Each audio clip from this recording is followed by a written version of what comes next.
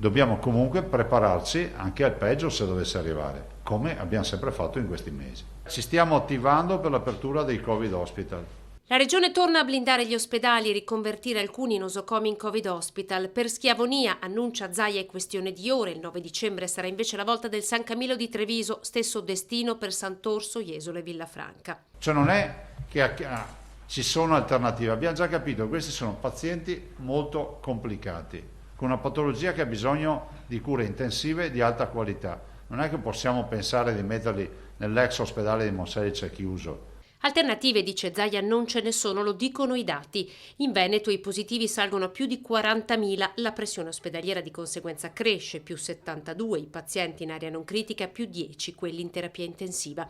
Il Veneto resta bianco, ma secondo i calcoli del governatore Zaia, se i numeri rimarranno questi, passerà in giallo dal 20 nella settimana di Natale.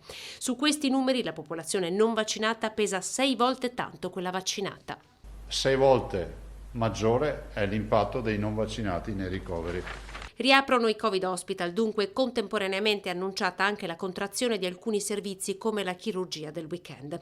Padova in fase 3 con Treviso a stretto giro, con incidenza di 400 positivi su 100.000 abitanti, Asolo 600 positivi su 100.000 abitanti. Significa che il primo servizio a saltare sarà quello del pronto soccorso. Il pronto soccorso ma diventa un punto di primo intervento e le emergenze vengono dirottate in altri ospedali, in azienda ospedaliera o in altri ospedali. Appena scatta, questa è la cosa principale. Guardate che per noi sono scelte dolorose queste. Pur braccato dalla vaccinazione, ammette Zaia, questo virus ci sta mettendo ancora sotto pressione.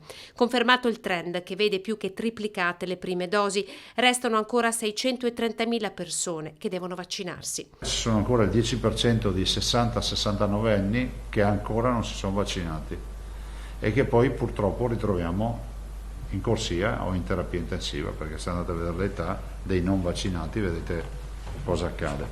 Sui disagi del debutto del Green Pass necessario sui mezzi pubblici, Zaia parla di cortocircuito. Io penso che dobbiamo partire a ritroso, cioè il diritto allo studio, garantire il percorso da casa alla scuola e fare in modo di risolvere questo problema. Sul fronte delle cure il Veneto corre con la terapia monoclonale, la metà di quegli usati è proprio qui, annuncia Zaia, che apre uno spiraglio anche sulla pillola anti-Covid.